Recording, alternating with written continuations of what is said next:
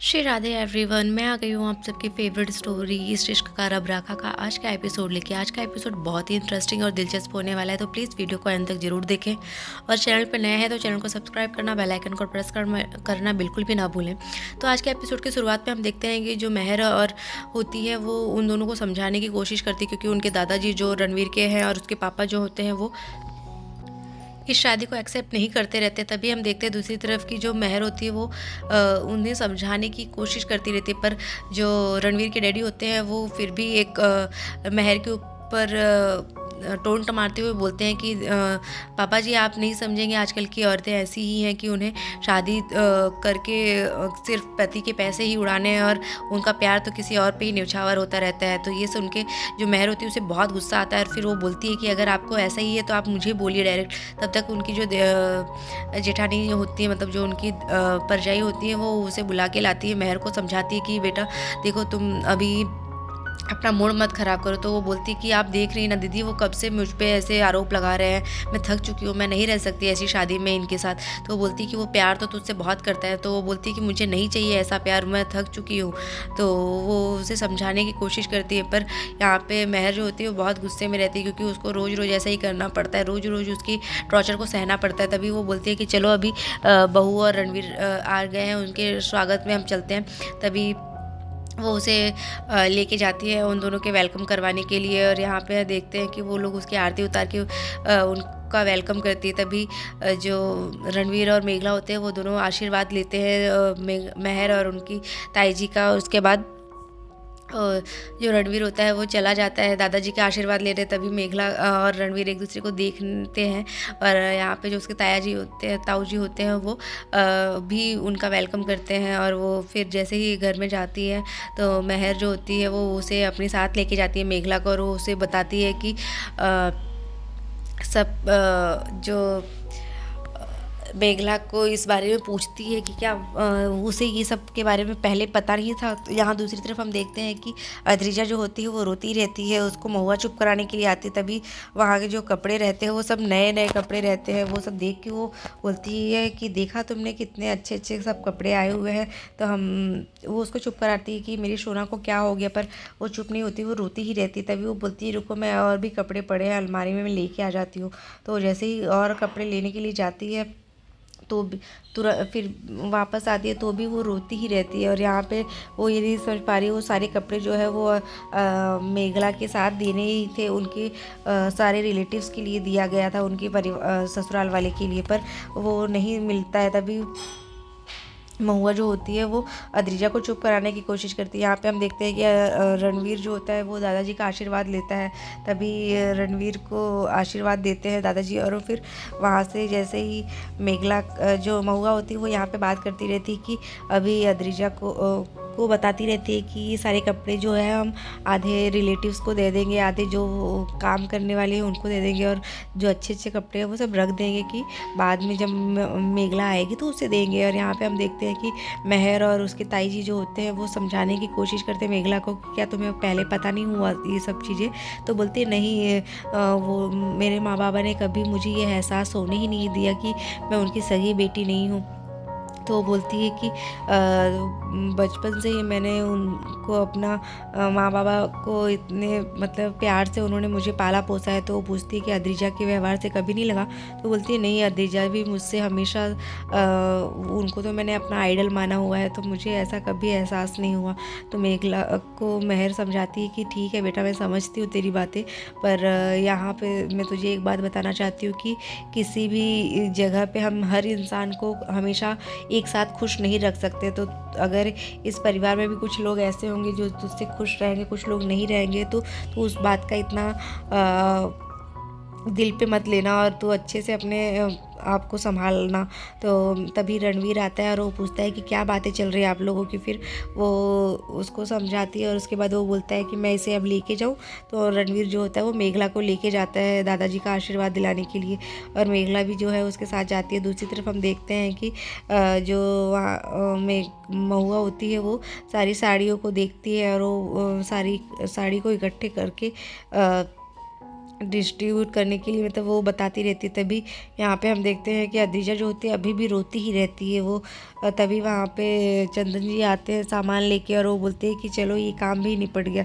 तभी जैसे ही अब मेघला जो होती है वो दादाजी का आशीर्वाद लेने जाती है, वैसे ही दादाजी जो होते हैं वो अपना पैर हटा देते हैं और वो उस पर गुस्सा करने लगते हैं कि मैं कभी भी इस लड़की को अपने घर की बहू नहीं समझ सकता और नहीं मानूंगा। तभी ये देख के मेघला को थोड़ा डर लगता है और वो परेशान हो जाती है कि ये क्या हो गया इनको अचानक से।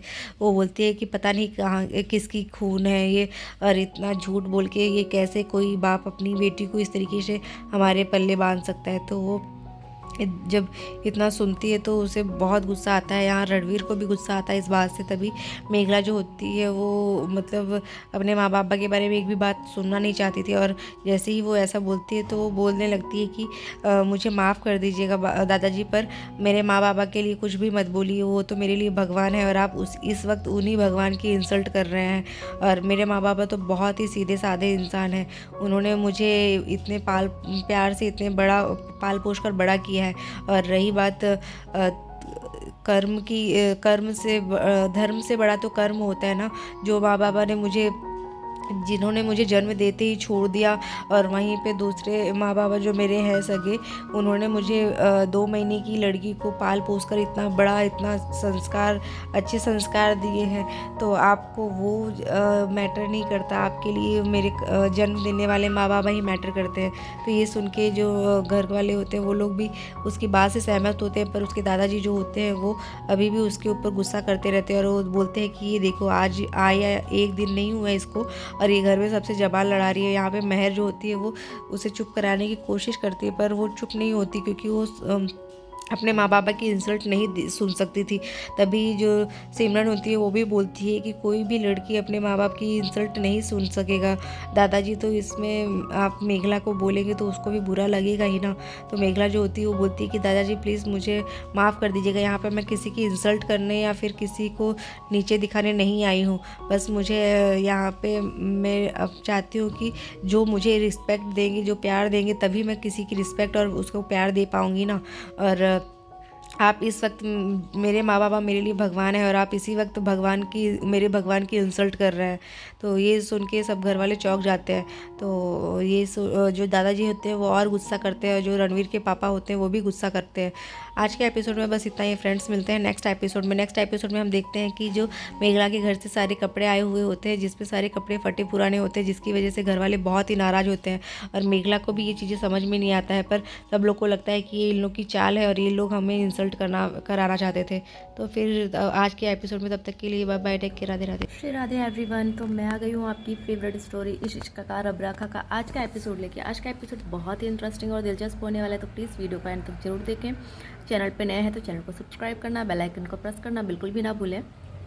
तो आज के एपिसोड की शुरुआत में हम देखते हैं कि जो महर होती है वो दादाजी को समझाने की कोशिश करती है कि अब तो शादी हो चुकी है, उसका वेलकम हम अच्छे से करते हैं। पर दादाजी और जो रणवीर के पापा हैं वो इसके खिलाफ होते हैं, इस शादी के खिलाफ, बिकॉज ऑफ मेघला जो है वो चंदन जी की उनकी सगी बेटी नहीं है, वो उनकी अडॉप्ट की हुई बेटी होती है, जिसकी वजह से चंदन जी ने जो ये सच छुपाया था उस वजह से उनके परिवार वालों को बहुत ही हर्ट हुआ था। मतलब वो लोग को ऐसा था कि ये पता नहीं किसकी खून लेके आ गए, मतलब ये किसकी कहाँ से सड़क से उठा के लेके आए लड़की को। तो इस वजह से वो लोग को बहुत ही मतलब ऐतराज़ थी इस शादी से। पर महर जो होती है वो समझाने की कोशिश करती है। इवन जो रणवीर के ताया जी और ताई जी होते हैं वो भी ये समझाने की कोशिश करते हैं कि ये तो शादी अब हो चुकी है और मेघला बहुत अच्छी लड़की है। तो वो उसे समझाने की कोशिश करते हैं पर वो लोग समझने की कोशिश नहीं करते। तभी जो उसके डैडी होते हैं वो बोलते हैं, मतलब महर के ऊपर टोंट मारने के लिए, वो उसने पॉइंट आउट करने के लिए वो ऐसे बोलते हैं कि आजकल के जो शादीशुदा औरतें भी ऐसी ही हैं कि वो लोगों को सिर्फ पति के साथ ऐसे इसलिए रहना है कि वो अपना खर्चा पानी चला सके और उन्हें प्यार किसी और पे लुटाना है। तो ये सब सुन के महर को बहुत गुस्सा आता है क्योंकि वो महर के ऊपर ही वो बोलता रहता है ऐसा। तभी महर जो होती है वो उसे गुस्से में बोलती है कि आप ये बोल के क्या साबित करना चाहते हैं और किसे ये बोल रहे हैं। तभी जो उनकी भाभी होती है वो उन्हें रोक लेती है और वो बोलती है कि तुम इतना गुस्सा मत करो महर। तब वो समझाती है उन्हें और फिर उसके बाद वो लोग बोलती है महर को कि चलो अभी जल्दी से चलो, नहीं तो रणवीर और मेघला आने ही वाले होंगे, उनकी गृह प्रवेश की पूजा भी तो करनी है, गृह प्रवेश करवाना है, उनका वेलकम करना है दुल्हन का। तो फिर इसलिए वो उसे लेके जाती है और उनका थोड़ा माइंड को थोड़ा काम डाउन करती है कि वो ठीक हो जाए। तभी हम दूसरी तरफ देखते हैं कि जो मेघला और रणवीर होते हैं वो घर पे आ चुके होते हैं उनका वेलकम करने के लिए। महर और उनकी भाभी जो होती है वो वहाँ पे खड़ी होती हैं गेट के पास और उनका वेलकम करती हैं। तभी जैसे ही सब लोग होते हैं वो लोग महर को रणवीर को लेके जाते हैं कि तू चल मतलब दादाजी से और सबसे बड़ों से आशीर्वाद ले ले। तो महर जो होती है वो मेघला को लेके आती है, उनका वेलकम करती है। और यहाँ पे रणवीर जो होता है वो दादाजी के पास जाता है आशीर्वाद लेने के लिए। दादाजी उसे आशीर्वाद दे देते हैं, पर जैसे ही मेघला को जो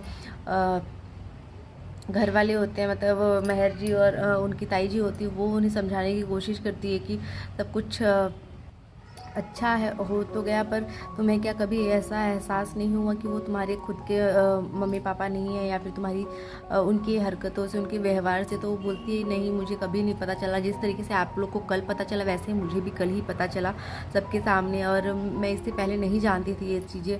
तो वो बोलती है कि माँ बाप ने मुझे कभी ऐसी कमी महसूस होने ही नहीं दी कि वो मेरे सगे माँ बाप नहीं हैं। तो वो बोली कि अद्रिजा की वजह से कभी ऐसा नहीं लगा। तो वो बोलती है कि नहीं अद्रिजा, उनको तो मैं दीदी भाई को तो मैं अपना आइडल मानती हूँ और मैं उनसे बहुत प्यार करती हूँ। हाँ, हमारे बीच थोड़ी बहुत झगड़े तो होते हैं, वो तो हर बहनों में होता है। तो मुझे ऐसा कभी एहसास नहीं हुआ कि वो मेरे सगे माँ बाप और सगी फैमिली नहीं है। तो और उन्होंने मुझे कभी ये एहसास होने ही नहीं दिया, क्योंकि उन्होंने मुझे अपनी बेटी जैसा ही मान के रखा है, मतलब हमेशा से इतनी अच्छी से परवरिश की मेरी। तो ये सब सुन के वो सब, मतलब मेघला जो होती है वो उनको बताती है अपनी सारी जो बातें हैं, फीलिंग्स हैं, वो सब चीज़ों के बारे में। यहाँ दूसरी तरफ जो अद्रिजा होती है वो बहुत रोती रहती है। वहाँ पे महुआ आती है और वो उसे बोलती है क्या हो गया सोना, तुझे क्यों इतना रो रही है। तो वो समझ नहीं पा रही है और वो सारे कपड़ों को देखती रहती है कि इतने अच्छे अच्छे कपड़े आए हैं, तो हम इनमें से कुछ कपड़े जो है वो जो काम करने वाली आई हैं उन लोग को दे देंगे, कुछ कपड़े हमारे रिलेटिव्स को दे देंगे, और फिर कुछ कपड़े जो हैं वो रख देंगे। जब मेघला वापस आएगी तो उसे हम देंगे गिफ्ट की तरह, मतलब जैसे जब भी वो आएगी यहाँ पे तो विदाई के लिए हमें देना ही पड़ेगा, तो उसमें से ही दे देंगे। तो ये सब चीज़ें वो सिलेक्ट करती रहती है, सोचती रहती है। पर यहाँ पे हम जो अद्रिजा होती है वो बहुत रोती रहती है, वो समझ नहीं पाती कि क्या हो गया। तभी दूसरी तरफ हम देखते हैं कि रणवीर आता है मेघला के पास और वो उसे बोलता है कि आप लोग क्या बातें कर रहे हैं, क्या मैं अब लेके जा सकता हूँ इसे। तो वो बोलती है कि हाँ लेके जा सकते हैं। तभी वो उसको समझाती है, देखो बेटा, हर घर में हम कभी कि सबको खुश नहीं रह सकते एक साथ, तो कोई हमसे नाराज़ कोई हमसे खुश ऐसा हो तो होगा ही। तो तुम सबकी बातों का इतना दिल पे मत लेना और तुम सबको अपने हिसाब से संभाल के रखना। तो वो बोलती है कि जी माँ मैं संभाल लूँगी। फिर तभी दूसरी तरफ हम देखते हैं कि जैसे ही वो लेके जाता है रणवीर उसे अपने साथ, और वो पैर छूने ही चाहती है दादाजी का, तो वो पैर हटा लेते हैं अपना और उसे बोलते हैं कि मैं कभी भी इस लड़की को अपने घर की बहू नहीं मान पाऊँगा। और फिर वो बहुत कुछ मेघला के बारे में बोलते हैं कि इसने इस तरीके से, मतलब कैसे इनको पता नहीं चला, मतलब ये क्या पता